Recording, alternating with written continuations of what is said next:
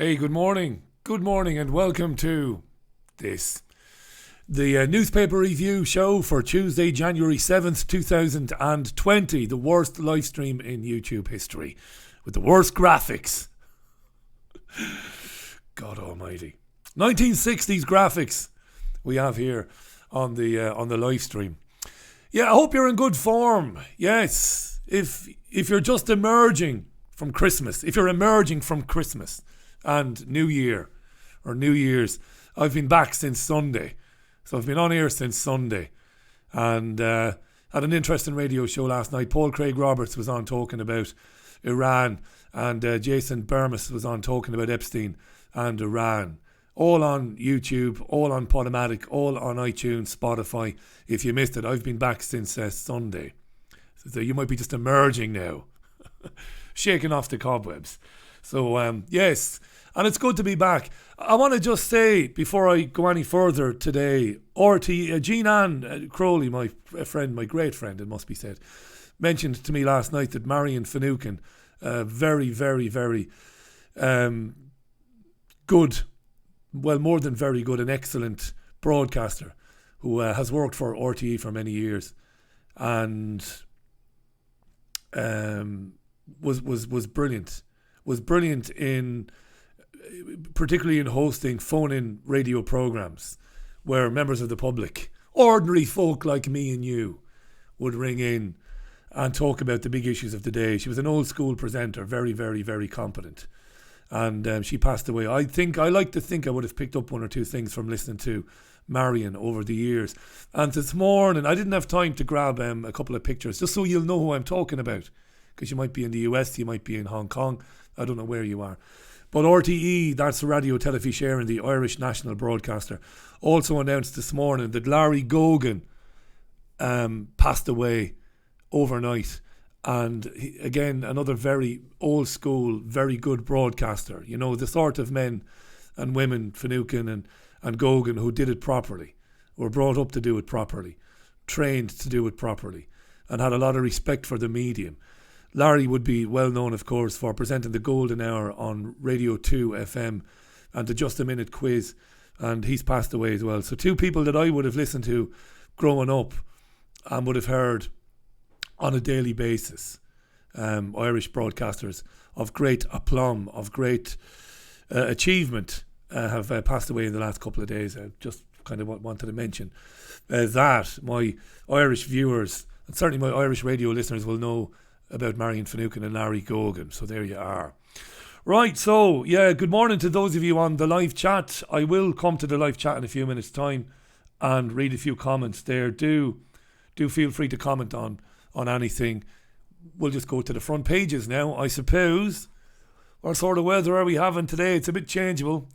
Very high winds and severe rainfall are going to hit parts of the UK today. I think, fingers crossed, Salford and Greater Manchester as a whole, we might miss out on the worst of it. I hope so anyway.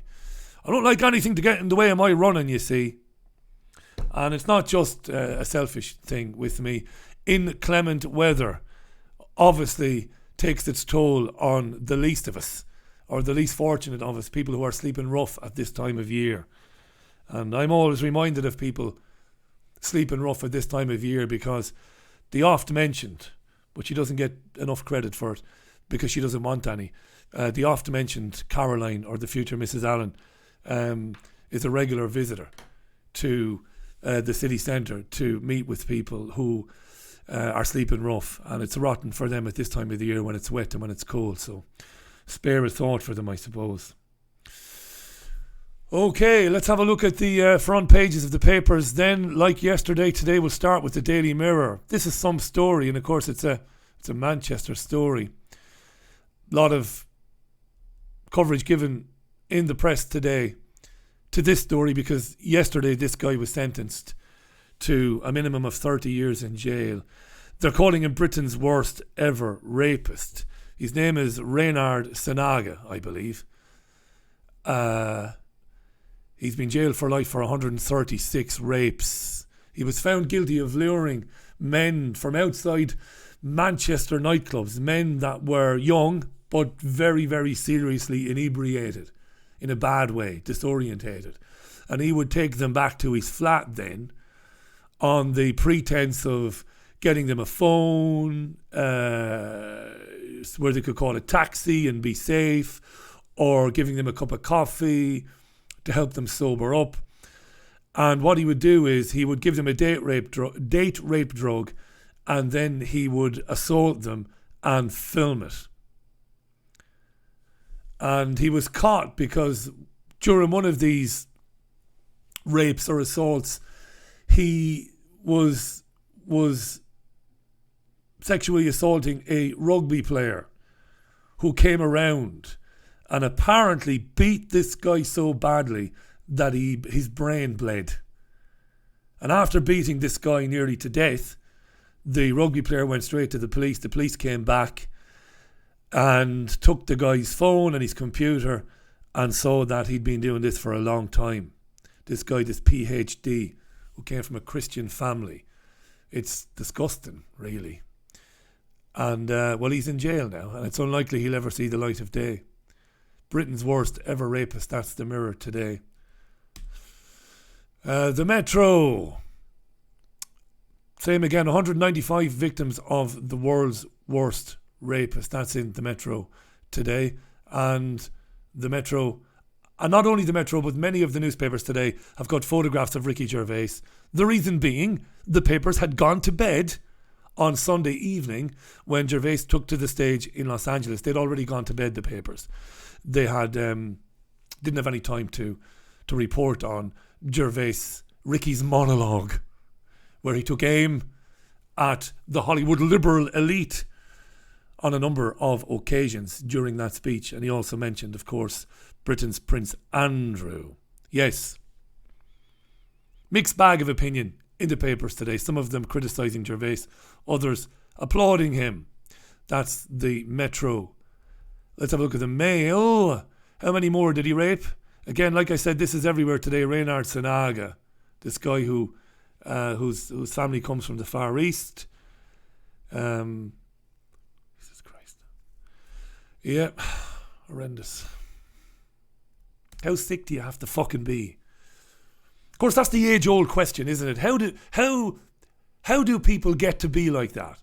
Are they sick? Is it an illness or a disease? Or is that a cop-out? Are they just fucking evil? Because you've got to know it's wrong, right? Right, you've got the sexual urge to drug people and to rape them. That's your sick, perverse, horrible fucking urge, right? But you know it's wrong. You know it's wrong, right? But he did it anyway. There is a lesson in there, though, for young men and for young women. There is a lesson in there. Okay? And don't freak out here. I've said this before. Don't get so fucking drunk when you're out and about in city centres that you are paralysed and completely incapable of looking after yourself. Oh, you're a hypocrite, Richie. No, I never was like that. Never. I was never in such a bad condition that I wasn't in control of my movement, that I wasn't mentally aware and aware of where I was and where I needed to go. I've never been that fucking bad. This isn't a case of you deserve it. Nobody deserves it. No chance does anybody deserve it. But don't get so blindingly fucking drunk that you don't know where you are. Because then you put yourself in a position where somebody can do something to you.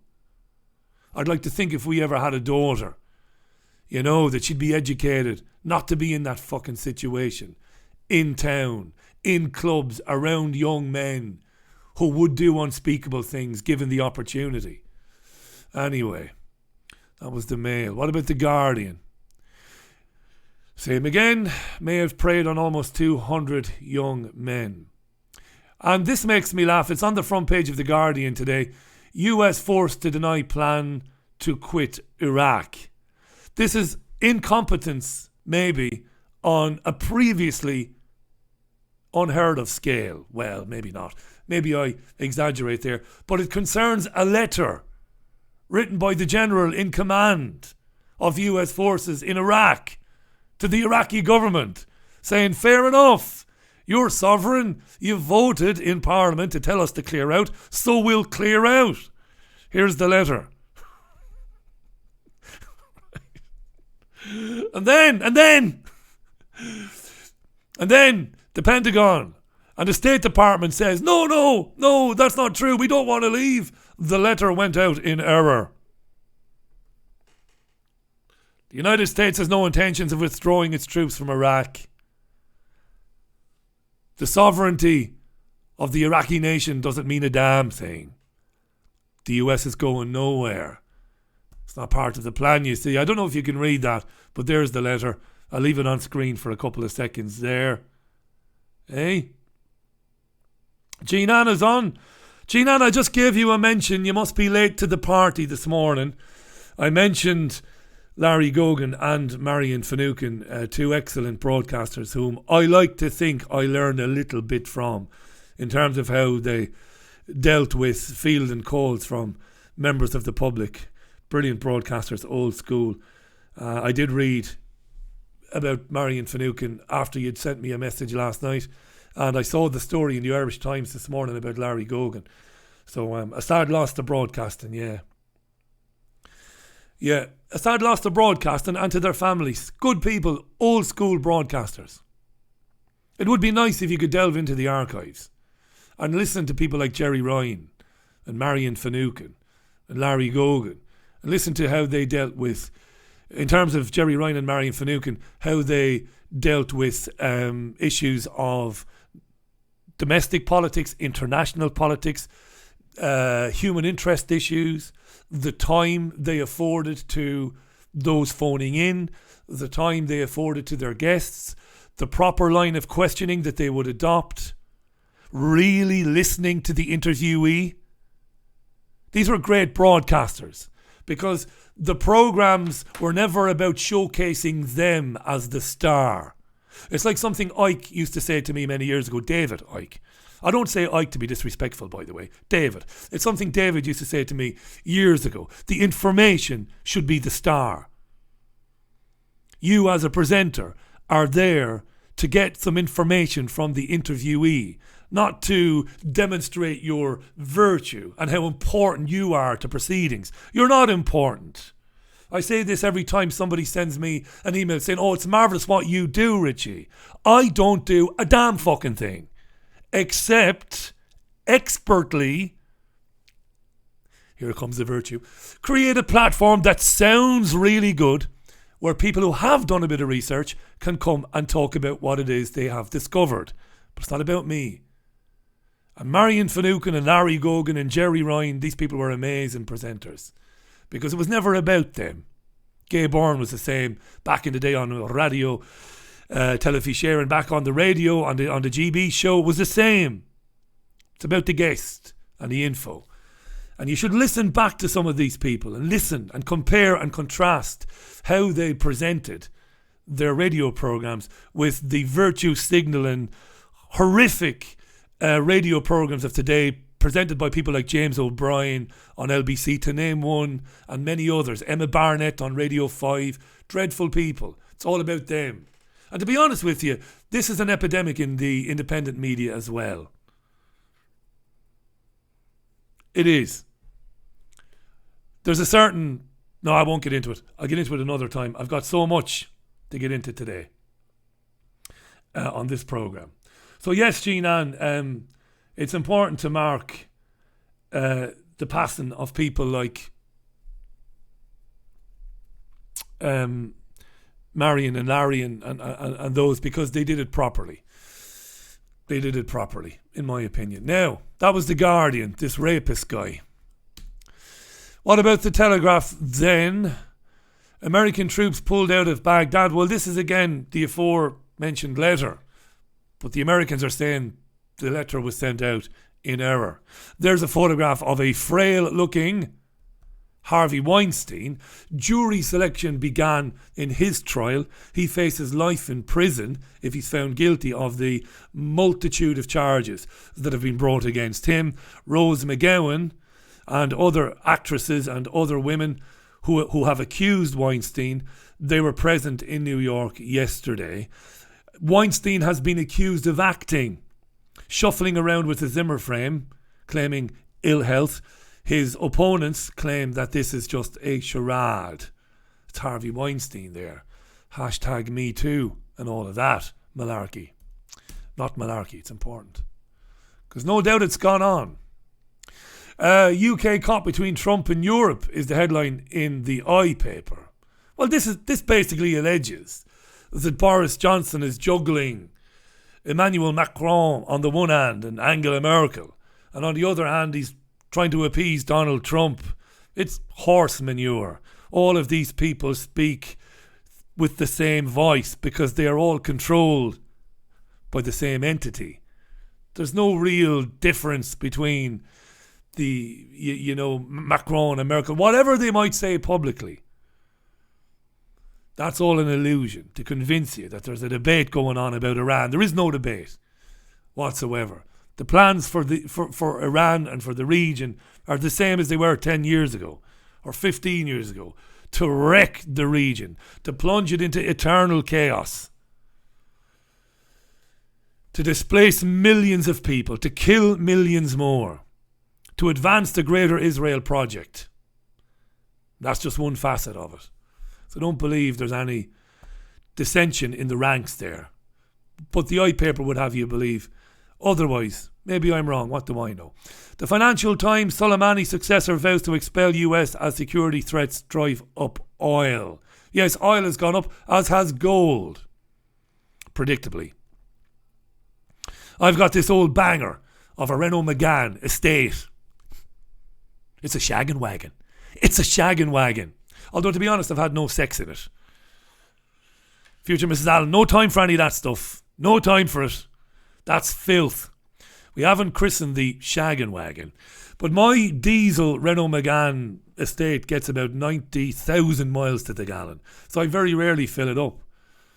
In fact, I've not put diesel in it for about 4 weeks. And I did quite the bit of driving around the Christmas, don't you know? Her indoors every fucking 10 minutes. Can you drive me somewhere? Can you? I just drove you 10 minutes ago. Couldn't we have stopped off then? I forgot. All right, get in the fucking car then. Right? So I've driven it, and there's still a quarter of a tank even of diesel. So I'm expecting in a couple of weeks' time, when I go back to my local service station, that I'm going to get quite the fright. Because my diesel was 125 a litre before Christmas. I suppose it's gone up to 135 now, is it? I have no idea. Anyway, keep those comments coming in there. I'll get to a few of them in a minute. I'm having to unhide quite the few today. Back to Larry Gogan. Jean Ann says to me, as the late Terry Wogan once said, sure, the Irish education fits you for nothing but broadcasting. We can all say. Yeah. There's a lot of truth in that. Keith Allen is in Cyprus. How you doing, Keith? We'll come to that in a minute. Hi, Jason Hurley, William Gibson, Wayne Davis, Martin Ellen, Ghost Gaming, Alex Jackson. Hi, Pierre. Hi, Wayne. Hey, Bukar Abdullahi. Yes. Paul Batchelor, Bob Wimpany, Sutties Rehab, Rebecca McCoo, Charlotte Binns is on there. Charlotte said people have died in a stampede at the funeral of Qasem Soleimani. Is that right, Charlotte?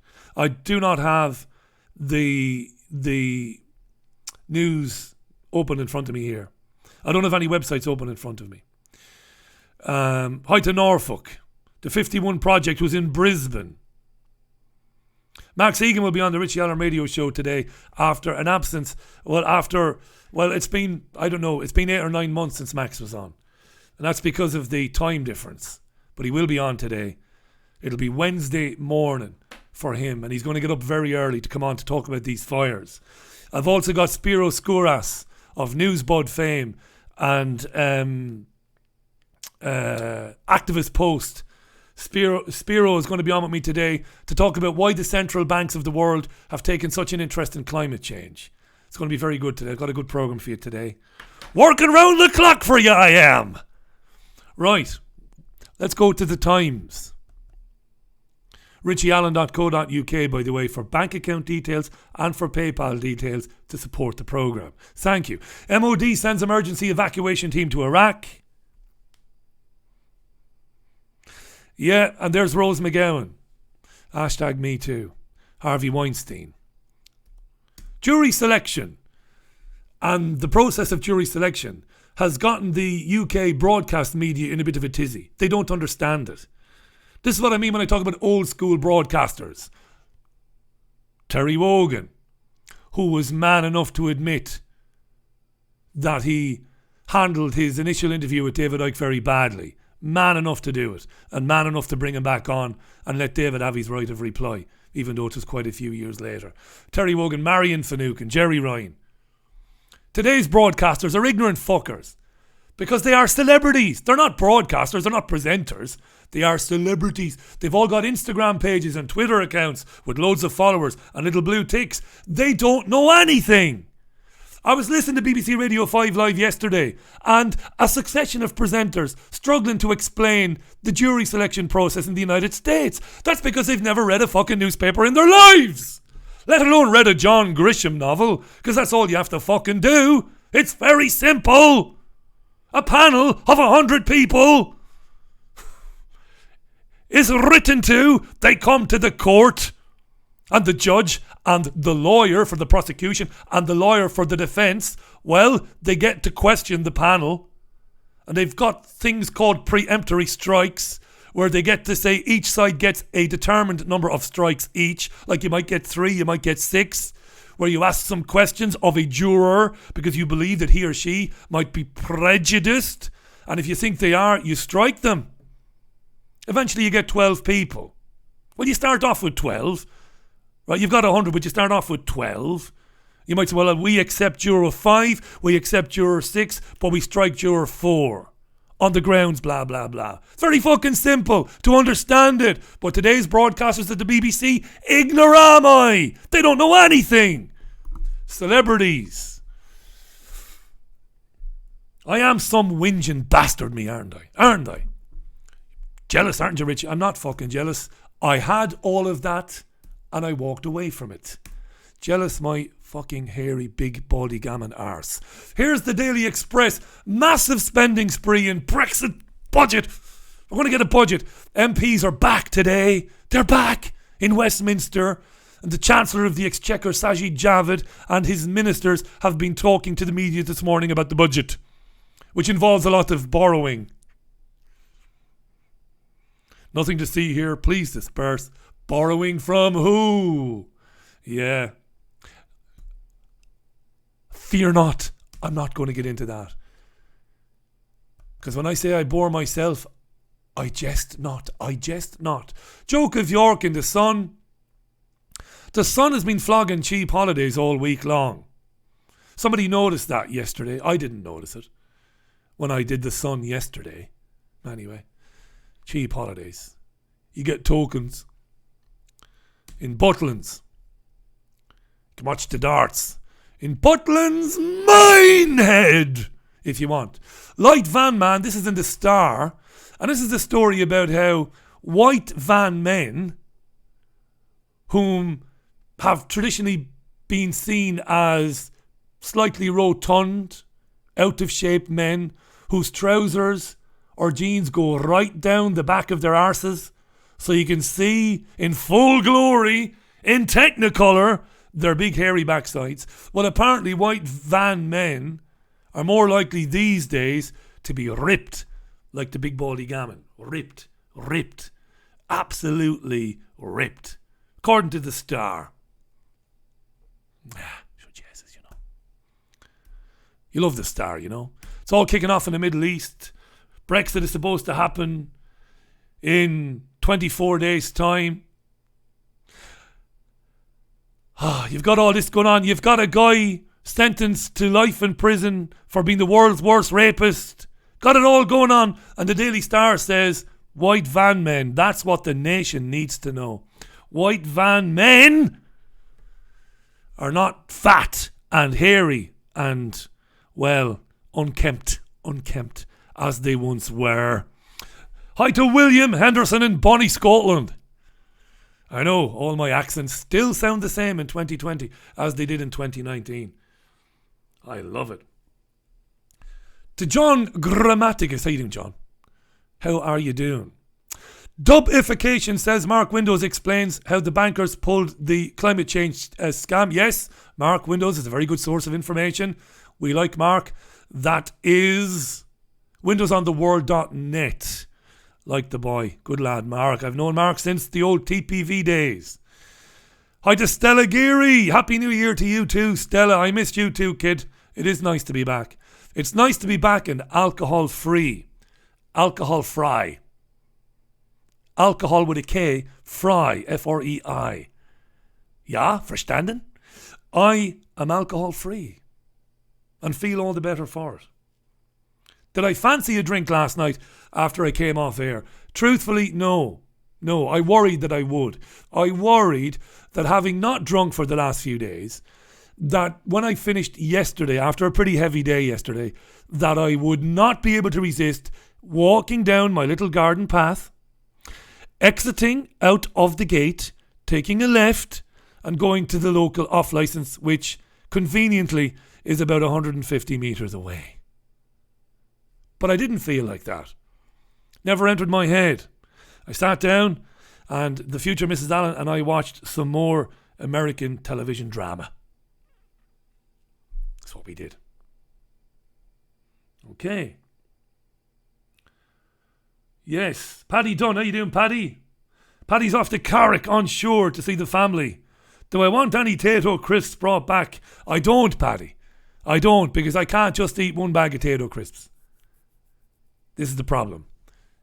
Most people can just have a bag of crisps and then walk away. I can't. I'd not only eat the 10-pack that you'd bring back, but then I'd be off to my local Tesco, which stocks Irish Tato crisps. And then you would see me just go like that. Tato crisps. The devil's crisps. Right, let's have a look inside the papers then. This is interesting. This is interesting. It's in the Times.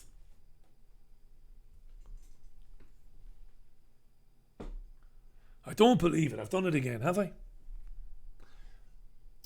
It's on the windowsill. Hang on. Talk amongst yourselves. Oh, Jesus. Oh, Christ. Oh, I'm stiff. Oh. Here you are. It's just I can't read that print, you see. We've been told that there's an epidemic of racism returning to English football. That's soccer to you Americans. And there was an alleged incident an incident allegedly took place when Spurs played Chelsea last month in the Premier League. This guy, his name is Antonio Rudiger. He said he suffered racial abuse. He claimed that he heard monkey noises coming from a section of the home fans because Chelsea were away to Spurs.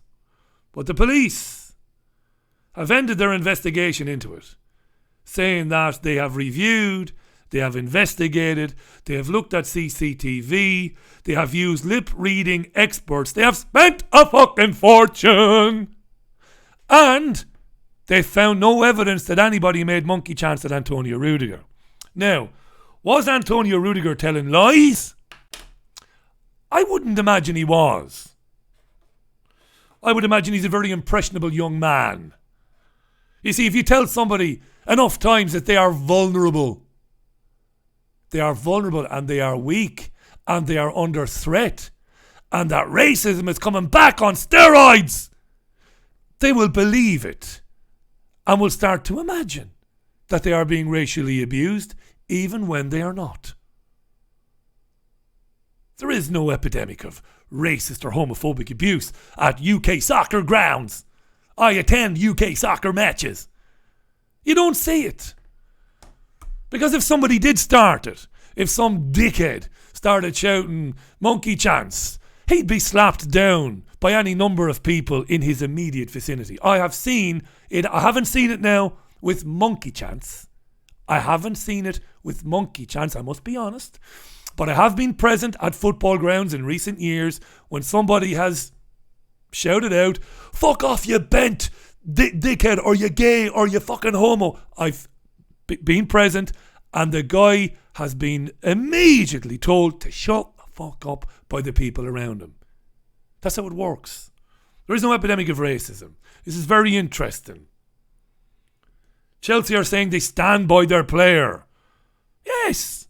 I don't imagine he's making it up. I just imagine the culture of fear, the climate that has been engineered, right? Racism, you've got to be careful, everybody's racist. And eventually people start to see it and to hear it. And of course you have groups like Kick It Out, which are charities, which depend, of course, for their existence. They depend on racism being a real thing. Even though racism in 2020 is not a real thing in UK society. It's never been a better time to be a minority. Minorities are overrepresented in every facet, in every aspect of our lives, public lives, in academia, in television, in radio, in film. It's a great time to be black or to be from the Middle East, second or third generation. Nobody's out to get you. There isn't an influx or an increase of far-right racist thugs. We've got the same amount of far-right racist thugs that we always fucking had. And they generally keep themselves to themselves. So calm down. Calm down. Let's dispense with the identity politics. Put that in your pipe and smoke it. But also, this made me giggle. I saw this last night. Too late to talk about it on the radio show. Had to laugh at this. I love a bit of this. Say whatever you want, but don't talk about the Rothschilds, goddammit. Tom Pope is a striker. He's a striker. For Port Vale Football Club. Port Vale. He's wearing their away top there. Because if my memory serves me, Port Vale play in green, don't they? Is it green and white? Is it? I'm a bit of a football buff. Port Vale. And for some strange reason, voice must ascend several octaves. Incredulity. Because I can't understand. He was asked on Twitter, a striker for Port Vale. I might have more chance of being recognised in Port Vale than Tom Pope. And I wouldn't be recognised in Port Vale. He was asked on Twitter to predict the outcome in a World War III scenario. And he said, the Rothschilds are crowned champions of every bank on the planet. The end.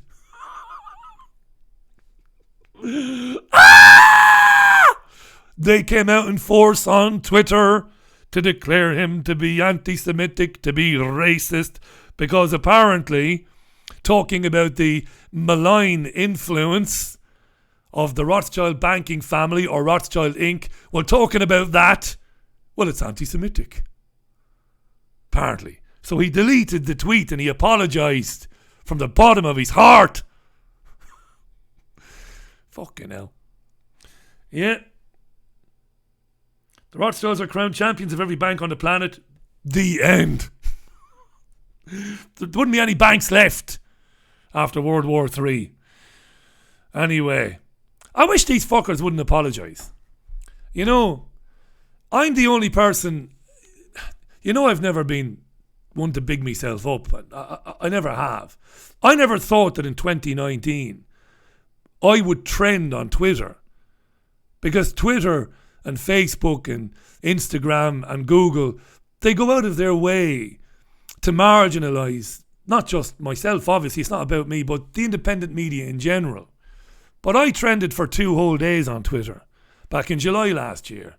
Because when I was asked the provocative question about the Holocaust by a Jewish woman, I said, and I quote, I'm sick to fucking death of hearing about it. which I am. And there's a film in the cinema at the moment now, it's about the Holocaust and about a young boy, and I'm fucking sick of it. I really am. But anyway, what was interesting was what happened in those 2-3 days. And I stood by what I said because I've got very thick skin and I'm not scared of anybody. And eventually these people go away. When you keep attacking them as I did, they just go away. But sadly, I've proven to be the exception to the rule. What happens is they can't get to a keyboard quick enough to apologise when somebody calls them anti-Semitic. How wretchedly cowardly. If you said it, you must mean it. If you mean it, stand over it, or at least explain what it is you mean by the Rothschilds taking over every central bank on the planet. They're not quite there yet, the Rothschilds. Right. Cowards! To apologise. Terrible. Stand up for yourself. Fuck it. Even if you are bigoted. Even if you do blame the Jews for whatever. Right? If you're one of those people. Fucking stand over it. Don't run away. I found it interesting anyway. But this is of course going to be a big thing in 2020. This is going to be a big thing. Giles Coren writes for the Times magazine. He writes for the Times, not just for the Times magazine. He writes for the Times. And I've got a little story for you. Have I? Don't tell me now I've not. I've done it again. You'll have to bear with me just a second. I've got to just grab an image. Yeah, I didn't. Right. Just got to grab an image for you there. It'll only be a second. I'm doing it as I speak. Coren 1, we'll call that image. Yeah. Let's get Coren 2. Some of you will know this, but Giles Coren has left Twitter over allegations of homophobia because he had a go at Owen Jones. Dreadful little virtue signaller Owen Jones calls himself a socialist, writes for The Guardian. And I found it interesting. Again, it goes back to people not standing up to it. Are you aware of this story? I wasn't aware of it until today, until I saw Giles Coren's... until I saw his opinion piece in today's Times. Today. Here's his opinion piece in today's Times. He takes on 3 issues. But one of them is beyond a joke. This is where he talks about having... why he felt he had to leave Twitter. He had to leave Twitter, right? Right. Okay. Yesterday morning, meaning Monday, after 11 mostly unhappy and pointless years, I left Twitter. It's no biggie, nor is it because of something that has happened on there, but rather something that happened in the real world. 2019 turned into 2020. The trending topic was not hashtag New Year's Eve or even hashtag Stormzy Hootenanny, but it was hashtag Giles Coren.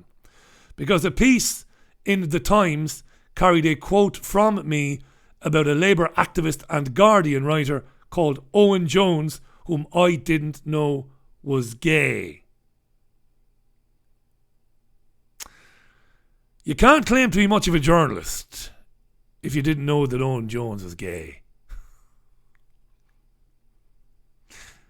Owen Jones has been in the news because he went public after he was assaulted outside a venue in London, claiming that it was a homophobic assault, that he was targeted because he was gay, not because he's an arsehole, which he is.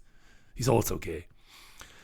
And Jones is never not on Sky News talking about LGBT issues. He is dreadful. Creepy little bastard, Owen Jones. So it's hard for me to believe that Coren didn't know that Jones is gay. But anyway, Coren says he didn't. And Jones declared Coren's tweet to be homophobic And because Jones has 1 million followers, they agreed with him and they piled on. I guess that's what Twitter is for, says Coren, piling on. By the end of the following day, I had been replaced by hashtag WW3 because of the Iranian general being assassinated. But he says what happened then was, and this is what happened to me. People had been tweeting saying they found his address and urging people to go around. And in fact, a group of people went around to his house while Coren was away and started haranguing his wife and his children. That's when it gets serious. Now, I didn't have anybody coming around to my house, but Zionist apologists did put my address on Twitter, did put my fiance's name on Twitter and the name of her employer. They'll never do it again as long as they live, by the way. Believe me when I tell you that. But nobody ever came around to my house. It's getting serious. I mean, you're going to see a lot of this in 2020, 2021 and beyond. You're going to see a lot of it. You're going to see a lot of people being threatened, being cancelled, being deplatformed, being harassed, being stalked, being fired from their jobs because of their opinions. Coren says he didn't know that Jones was gay. I would find it very hard to believe that. What did he tweet out that was homophobic? Well, he tweeted out, my prediction for the next year is Owen Jones getting a peerage in Corbyn's resignation honours. Does he get a go at that? And becoming a fat old lord, getting smashed on Madeira in the morning and chasing young researchers with tight bottoms up and down the corridors all afternoon. Is it homophobic? I wouldn't imagine so. I wouldn't consider it to be homophobic. But it ended up with people coming around to his house. Now, Owen Jones didn't ask anybody or advise anybody to go around to Coren's house. Jones can't be held in any way responsible for those who went around to Coren's house. But this is where we're going, right? I'm telling you, and I'm telling you until I'm blue in the face, you need to manage your social media accounts, particularly if you find yourself out of work and you are hoping to secure employment somewhere else. You really need to think about it. Although that being said, if you go for an interview these days and you've got no social media presence, apparently, and I've been told this by a recruiter, that in itself is a red flag. This is dystopian shit. This is what Orwell, this is Huxley, this is where we are. It's getting to the stage where you must have a Twitter account or a Facebook, and you must have them, and you must regularly update them, and you must tell us what you think on any manner of issues. You must signal where you are. Binary choice. Are you for gay marriage or are you not for gay marriage? Are you for or are you against gay adoption? Well, it's a nuanced issue. No, it isn't. It isn't. Yes or no. And if they can't find these things on your social media accounts, well, there's something wrong with you. That's where we're going, you see. That's where it's meant to go. It's spooky in the extreme. But again, learned men and women that I've known over the years, going back to the 1990s, to the early 2000s, predicted this scenario. You must have one of these accounts. Look at Black Mirror. Look at that episode, the one dealing with Facebook or a similar platform where everybody rates everybody. This is where we're going. Nothing is black and white. Everything is one massive swirling shades of grey. But this is where you are in 2020. Yeah, people turned up to his house. I don't believe for a minute that Coren didn't know that Jones was gay. But I also don't think to suggest that Jones is chasing people around with tight bottoms is homophobic. Right? You could say that he's actually suggesting that Jones is a randy, frisky little muppet. That's all. He's not homophobic. He's not saying that it's disgusting or perverse to be looking at tight bottoms. Good Jesus Christ, I've stared at many a tight bottom in my lifetime. Fucking hell, right? And we're going to finish today with this. Hi to Graham Booth, by the way, triggerwarning.tv. How you doing, Graham? Where are we here? Where are we? There's so much more I didn't get into. This is making the news today. It's everywhere this morning. And it concerns the UK citizen, the UK woman, young woman, who was convicted about lying about being gang raped in Cyprus. And she received a suspended sentence this morning. It had been alleged that if she had been sent to prison, she would have received an immediate presidential pardon, meaning she wouldn't have spent any time in jail. So she's on her way home. This is an interesting story, this. Partly because of the way it's been covered in the independent media. The independent media, many independent media content creators initially last year jumped to the conclusion that Israel had intervened on behalf of these 12 men and had put pressure on Cyprus, on the Cypriot authorities. And they made these claims without any kind of hard evidence, as usual, to support it. You know, this idea that the Israeli government got involved. I'm not sure that the Israeli government got involved at all. I'll tell you why on this. Now, she's going to appeal against the ruling. She said in court last month that she was raped by these 12 guys. She had a sexual relationship with one of them, but then he got her into a room. Then these guys piled in. She was pinned down and she was attacked. That's what she claimed. It happened back in July in Ayia Napa in Cyprus. She said that she made these claims and then she seemingly retracted them. But she claimed that the Cypriot police had put terrible pressure on her to change the statement to say that she'd made it up. So because of that, she was charged with public mischief. There was a court case last month and she was found guilty of public mischief. But the Mail on Sunday, more than any other newspaper, has done some terrific work on this, because last Sunday it published swathes of the transcript of the trial, which highlighted very worrying behaviour by the judge who heard the case. His behaviour, when you look at the transcript in black and white, was fairly appalling, right? We could say, to say the least, dreadful, right? Because of what he wouldn't allow said in the court, because of the evidence he dismissed, because of the way he treated this young woman. A psychologist gave evidence that she was suffering from PTSD, and a linguistic expert said that her statement had been written by someone with English as a second language. She didn't write the statement. So they introduced a forensic pathologist, a guy called Marios Matsakis. He said 35 bruises and cuts on her body were consistent, wholly consistent with somebody who had been assaulted and raped. But the judge, this guy called Michaelis Papathanassou, that's right, dismissed all this testimony and dismissed her experts and regularly chastised her in the court. He told the court, the judge did it, she was an unreliable witness. And I suppose the anti-Israel brigade, well, I'm part of the anti-Israel brigade, let's be fucking honest about it, I have no time for Israel.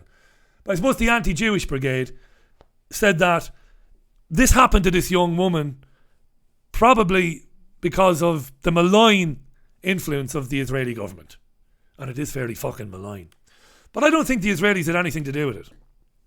I think, having looked at this for about 5 or 6 days, and I haven't said a word on it, I think there are two things at play here. One, I think somebody wanted to preserve the image of Ayia Napa as being a wonderful place for young men and women to go and get pissed out of their brains every night of the week. Fuck like rabbits. Back to the airport, back home. What happens in Ayia Napa stays in Ayia Napa. That's the image of Ayia Napa the Cypriots want. I suppose that's the understanding of Ayia Napa that they would like people to have. Party town. People getting gang raped by a group of pissed men doesn't sit well with that image. And I think that had something to do with it. I'm not saying that there was no pressure from Israel. I just don't have any proof of it. But I've heard this said, and I've got a couple of friends in Cyprus. And then I saw this, which is important as well. The judge has previous. It's not the first time that the judge has treated a woman who has claimed that she was raped, that he's treated her unspeakably badly, inexplicably badly. This fucker, this guy here, Michaelis Papathanassou, fucking idiot. He looks like an idiot, doesn't he? Women have claimed in the past, feminists, that this guy is previous in terms of handling cases where rape has been claimed, that he has a strong dislike of women, and that he has thrown out rape cases in the past despite there being very strong evidence that a rape has taken place. The guy's a fucking idiot, apparently. And again, the Daily Mail, for all the problems with the Mail, it's done some excellent work on this case. So don't be so quick to assume that the Israelis, put some pressure diplomatically on the Cypriot authorities to get these guys off just because they're Israeli. You're not more likely to be a rapist if you were born in Israel than if you were born in fucking Azerbaijan or in Macron in County Cork. So it's a dreadful thing. Reading the transcript on Sunday, do I believe that she was gang raped? Yes. But she wasn't gang raped because they were Israelis. She was gang raped because there is a culture. There is a developing culture amongst young men. Violent porn has a lot to do with it. Cocaine has a lot to do with it. I could be here all day. You've heard me talk about this on the radio show before with experts. It's not an Israeli thing. But anyway, she's going to be home today. Her lawyers are saying that they're going to go as far as they fucking can to get her conviction for public mischief overturned. And good luck to her, because I believe she was raped. Yeah, but she wasn't raped because they were Israelis. And I'm not sure that the behaviour of the judge can be determined, or it can be determined that he has been influenced by the state of Israel, because as I said, there's a lot of evidence in the public domain that this guy is just a rotten bastard. Judges, people. Judges. I was at a hearing in a court in Lismore in County Waterford many years ago. I shit you not. When I worked for WLRFM in Ireland, I was at a court hearing. And a guy from a well-to-do family had been found guilty of having sex with a girl where there was no consent. It had been proven in the proceedings that the girl had repeatedly said no. But he was a rugby playing guy from a very well-to-do family. And in the summing up, I swear to God and Sonny Jesus, rather than send the little bastard to prison for a couple of years or more, the judge gave him a suspended sentence, saying, and I paraphrase here, but he essentially said, this guy comes from a good family and he's got good prospects. He's made a mistake and he hasn't ruined her life. So we shouldn't ruin his life by throwing him into jail. Something that will have profound consequences for his future employment and education prospects. Judges are Cupid stunts.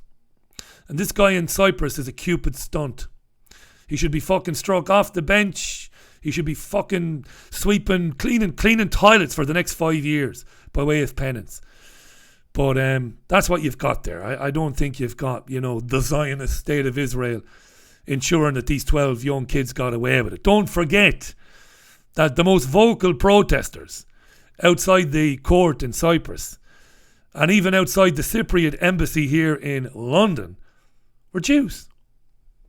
Israelis travelled from Israel to protest, saying that these guys are a shower of bastards, that the woman is telling the truth. And you had the same in London.